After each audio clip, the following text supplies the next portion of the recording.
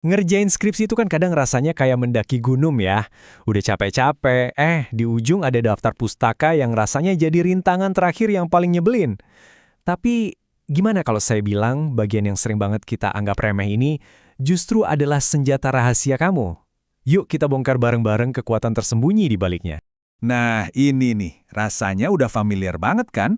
Udah berbulan-bulan kita pusing, analisis data, nulis bab demi bab, pas di akhir disuruh ngurusin daftar pustaka yang panjangnya minta ampun. Gampang banget kita mikir, ini cuma syarat doang, formalitas aja. Tapi, jangan-jangan kita semua justru melewatkan sesuatu yang super penting di sini. Dan ya, inilah akibatnya. Kalau kita nganggap remeh referensi, itu sama aja kayak kita bangun rumah megah tapi di atas pondasi yang keropos.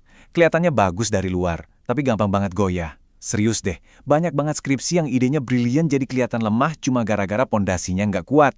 Dan pondasi itu, yaitu daftar referensi kamu.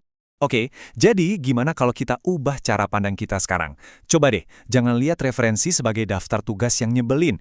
Anggap aja itu tumpukan batu bata. Setiap satu kutipan yang kamu pilih, itu satu batu bata yang kamu pasang buat bangun benteng argumen yang kokoh banget yang nggak bisa digoyahin. Makin kuat batu batanya, ya makin kokoh juga kredibilitas skripsi kamu. Terus, apa sih gunanya referensi yang kuat itu? Pertama, ini tuh kayak jangkar. Penelitian kamu jadi nyantol ke teori-teori yang udah ada dan relevan. Kedua, ini nunjukin kalau kamu itu ngerti.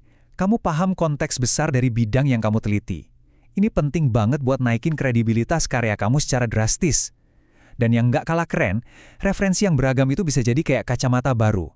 Kamu bisa lihat data kamu dari sudut pandang yang beda, yang mungkin nggak kepikiran sama sekali sebelumnya. Intinya, kamu nggak lagi kerja sendirian. Kamu jadi bagian dari obrolan intelektual yang jauh lebih besar. Dan perbedaannya? Wah, jelas banget. Coba bayangin ya, di satu sisi, tanpa referensi kuat, penelitian kamu itu kayak pulau kecil terpencil. Sendirian, gampang banget diserang dan dipatahin. Analisisnya juga jadi dangkal. Tapi, dengan referensi yang kuat, penelitian kamu jadi terhubung ke sebuah benua keilmuan yang luas. Analisisnya jadi lebih dalam, lebih kaya, dan yang pasti punya bobot. Jadi, pilihannya simpel. Mau jadi pulau terpencil atau jadi bagian dari benua besar? Jelas banget kan pilihannya? Jadi, pada akhirnya nih, ini tuh bukan cuma soal nilai skripsi A atau B, sama sekali bukan. Ini soal ngebentuk mindset seorang peneliti sejati. Kemampuan buat nyari, ngevaluasi, dan ngebangun argumen di atas karya orang lain, itu skill super mahal. Itu kunci yang bakal ngebuka banyak banget pintu kesempatan, bahkan jauh setelah kamu lulus nanti. Jadi anggap aja ini investasi jangka panjang buat masa depan kamu.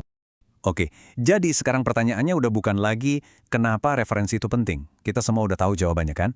Pertanyaan sesungguhnya sekarang adalah untuk kamu. Gimana caranya? Gimana kamu bakal pakai kekuatan ini?